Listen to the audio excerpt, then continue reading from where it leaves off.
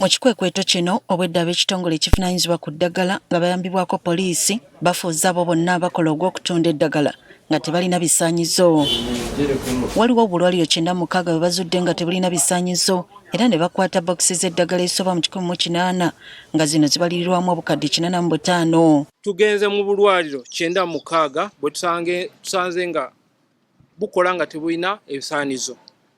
Ne tukwata eddagala mu bokisi 185 ate nga libalirwamu obukadde 45. Okusinziira ku Kenneth Kizza akola nga General Inspector mu South Western Region, abantu 2 bakwatiddwa ku misango egyekuusa ku kutunda eddagala ly'abantu nga tebalina bisaanyizo.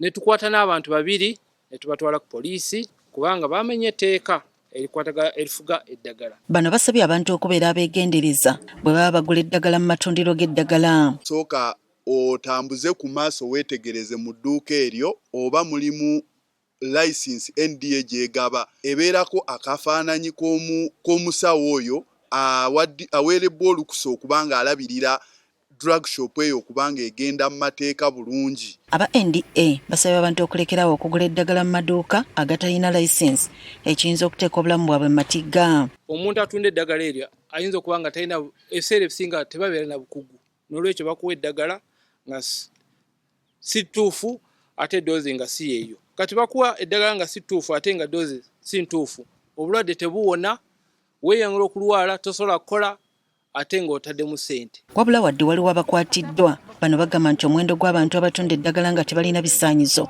gukendedde.